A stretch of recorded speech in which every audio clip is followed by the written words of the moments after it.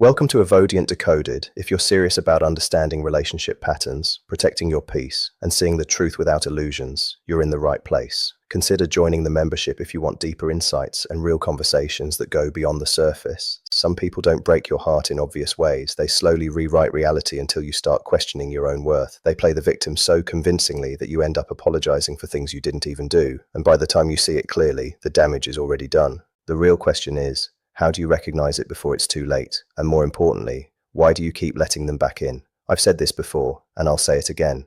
Avoidants almost always circle back after a relationship ends, and in many cases, if you truly love them, you might feel like opening the door again without holding on to anger.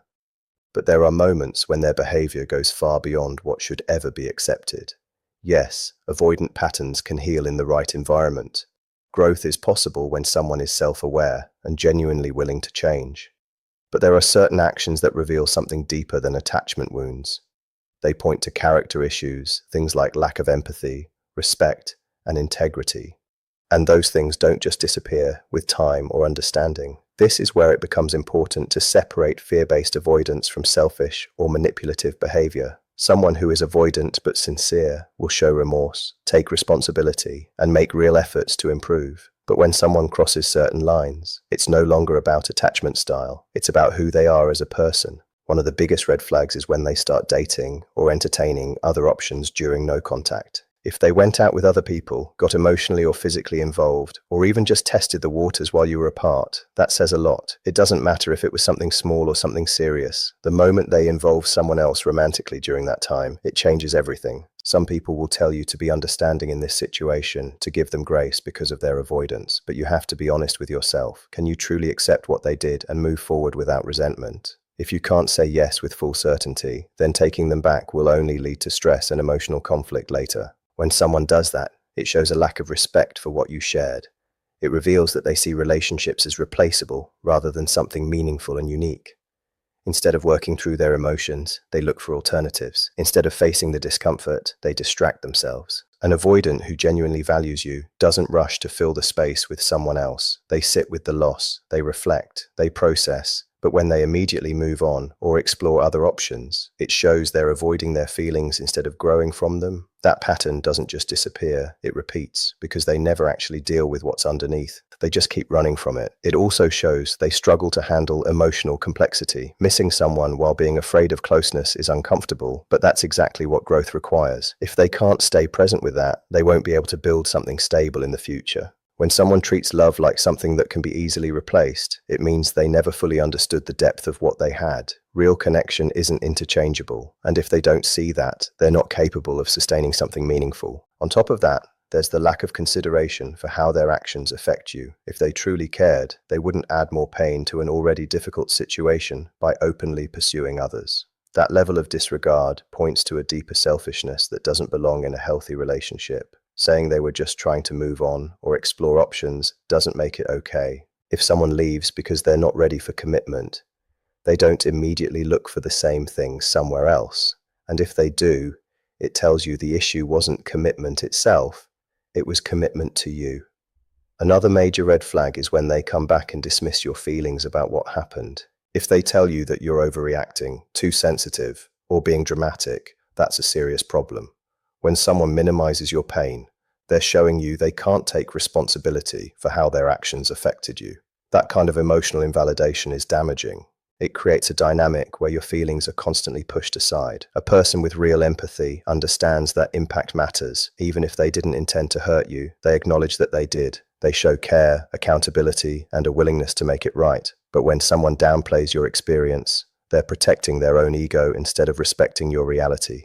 And that leads to a relationship where your emotions are never truly seen or valued. Invalidating your feelings also allows them to shift blame. Instead of owning what they did, they make it seem like the issue is your reaction. It puts them in a position where they appear logical and reasonable, while you're made to feel like the problem. That's not a foundation you can build anything healthy on. At the end of the day, you have to look beyond words and focus on patterns. Love alone isn't enough if respect, accountability, and empathy are missing. And no matter how strong your feelings are, you can't create a healthy relationship with someone who refuses to meet you at that level. When they frame you as the overly emotional one, it allows them to avoid doing the hard work of taking real responsibility. So when they come back and immediately start downplaying your feelings, they're not just reacting in the moment, they're setting the tone for the entire relationship moving forward. They're quietly creating a pattern where your emotions always need their approval to be considered valid.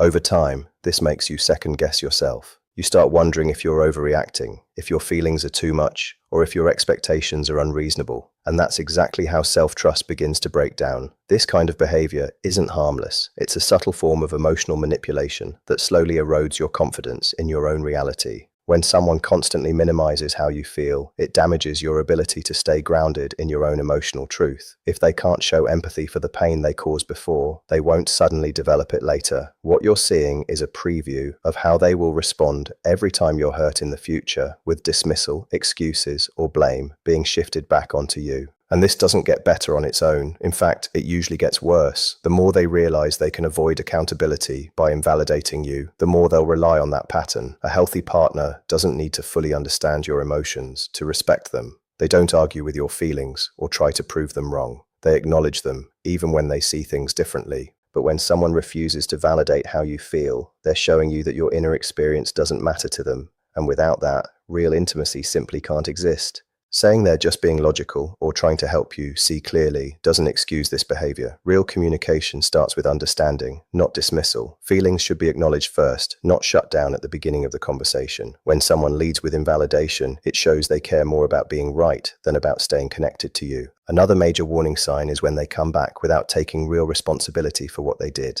They might use kind words, make promises, or try to recreate emotional closeness, but they avoid directly addressing their past actions. Real accountability is specific. It's not vague or general. It means clearly acknowledging what they did, understanding how it affected you, and explaining what they're doing differently so it doesn't happen again. Someone who has truly reflected on their behavior will speak with clarity. They'll show that they understand the impact of their actions, not just their intentions. That level of awareness shows growth. But when the apology sounds like, "I'm sorry if you felt hurt," or "I know I made mistakes," it's not real accountability. It's a way of sounding responsible without actually taking responsibility. These kinds of statements keep things unclear on purpose. They allow the person to avoid fully facing what they did while still appearing like they care. True accountability also includes showing what inner work they've done. That could mean therapy, self-reflection, or learning healthier ways to handle emotions and relationships.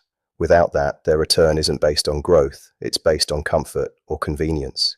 If they can't explain how they've changed or what they've learned, then nothing has really changed. When someone avoids talking about their past behavior, they're essentially asking you to ignore it. They want a fresh start without dealing with the consequences of their actions. And that creates a situation where they learn they can walk away from responsibility and come back later without accountability. That's a dangerous pattern to accept. Real accountability isn't just about words. It involves effort. It means rebuilding trust through consistent actions, showing up differently, and proving over time that change is real. If they believe apologies alone should fix everything, it shows they don't fully understand what it takes to repair a relationship. Sometimes they'll say they want to focus on the future instead of the past, but that's often just a way to avoid uncomfortable conversations. You can't build something healthy without addressing what already happened. Healing requires honesty. It requires facing the damage, not skipping over it. Another clear sign to pay attention to is when they always position themselves as the victim. If every conflict somehow turns into a story about how they've been wronged, that's a serious issue. Someone who constantly sees themselves as the victim struggles to take responsibility for anything. And without responsibility, growth isn't possible. You'll notice that every conversation about their behavior gets redirected. If you bring up their distance, they'll talk about how overwhelmed they felt. If you question their inconsistency, they'll say they've been misunderstood. If you ask about their commitment, they'll bring up how they've been hurt in the past. This pattern shifts the focus away from their actions and puts it onto their struggles. It keeps them from ever having to face what they've done. Over time, it creates a dynamic where you're always the one explaining, understanding, and adjusting, while they remain stuck in a position where they're never at fault. That's not a partnership, that's imbalance.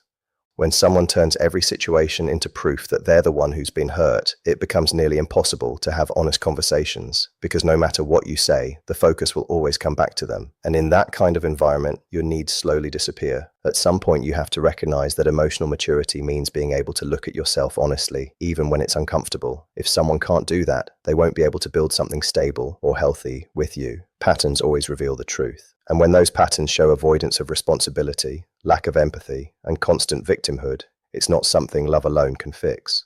This mindset works like a shield. It protects them from ever having to look at their own role in what went wrong. By always casting themselves as the one who was hurt, they avoid the discomfort that comes with honest self-reflection. It allows them to hold on to a sense of being right, while quietly shifting all responsibility onto someone else. At the same time, this pattern isn't just about avoidance, it's also a form of manipulation. They understand that caring people respond with empathy, so they lean into that image of being the victim, knowing it will make you more patient, more forgiving, and more willing to overlook what they've done.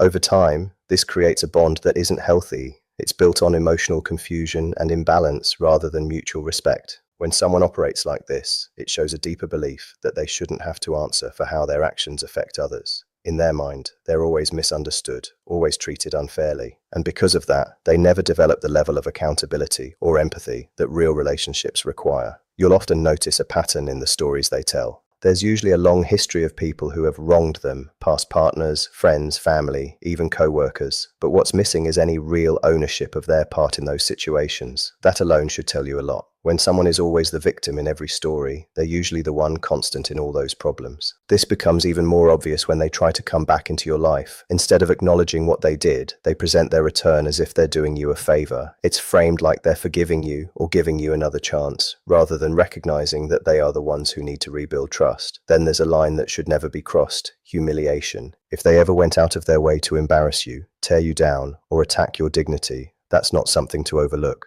That kind of behavior goes far beyond attachment issues. It speaks directly to character. Humiliation isn't the same as a heated argument or saying something harsh in the moment. It's intentional. It's about making you feel small, exposing your insecurities, or hurting you in the deepest way possible. And when someone does that, it shows not just a lack of empathy, but a willingness to cause real emotional damage. A person who can humiliate someone they once claimed to care about is showing you something serious about who they are. Healthy individuals, even those with emotional struggles, don't try to destroy another person's sense of worth. Public humiliation, putting you down in front of others, is especially revealing. It means they're willing to damage your image and your relationships just to satisfy their own emotions in the moment. That level of disregard is not something that changes easily. Private humiliation can be just as damaging, if not worse. When someone uses your vulnerabilities, your insecurities, your fears, your personal truths against you, they're turning trust into a weapon. And once that happens, it becomes very difficult to ever feel safe with them again. How someone behaves during the end of a relationship also says everything. When they think there's nothing left to lose, their true nature comes out. If that version of them is cruel, dismissive, or degrading, that's who they really are underneath everything else. And that behavior doesn't just disappear, it shows you how they'll react the next time things get difficult, or when they feel challenged. It's a pattern, not a one-time mistake. Humiliation leaves lasting marks. It affects how you see yourself, how you trust others, and how you approach future relationships. Someone who has shown they're capable of causing that kind of damage doesn't deserve another chance to do it again. Saying they were angry or didn't mean it doesn't undo the impact. People who are emotionally healthy don't cope with pain by trying to break someone else down. When someone crosses that line, it reflects a deeper issue that isn't fixed by apologies or time. At the core of all this, these behaviors aren't just small mistakes or temporary flaws. They are clear signs of deeper problems: lack of empathy, avoidance of responsibility, manipulation, and emotional cruelty. While avoidant patterns can be understood and even healed in the right situation, these kinds of actions go beyond that. They show a level of disregard that makes a healthy relationship impossible. When someone has demonstrated these patterns, giving them another chance doesn't lead to change. It often teaches them that they can repeat the same behavior without consequences. You deserve consistency. You deserve respect. You deserve someone who considers your feelings, even when things are difficult. Don't lower your standards or ignore what you've experienced just because you still care. Love doesn't replace respect, and it doesn't fix patterns that someone refuses to change. At some point, you have to choose your own well-being over the idea of what the relationship could have been.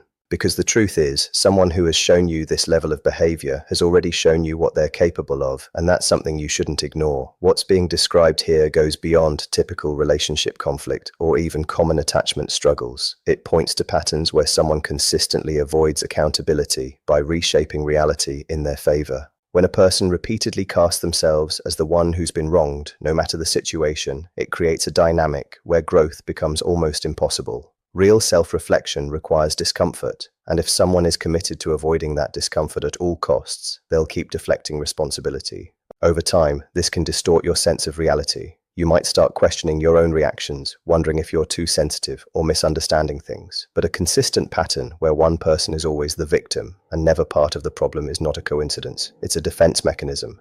It protects their self-image, but it comes at the expense of honesty and emotional safety in the relationship. Another layer to this is how empathy gets used against you. If you're naturally understanding or compassionate, you may feel drawn to support them, especially when they present themselves as hurt or misunderstood. But instead of that empathy leading to mutual care and repair, it becomes a tool that keeps you stuck. You end up giving more, excusing more, and tolerating more than you normally would, while they avoid meaningful change. This is where emotional dependency can quietly form. You're not just connected to the person, you're tied to the hope that things will improve if you just handle things better, communicate more clearly, or show more patience. Meanwhile, the core dynamic stays the same. That imbalance can be exhausting because you're doing the emotional work for two people. When someone also carries a long history of conflicts where everyone else is blamed, ex-partners, friends, co-workers, it's worth paying attention. Patterns matter more than isolated incidents. If they never acknowledge their role in past issues, it suggests a lack of self-awareness that doesn't fix itself just because the relationship is new or different.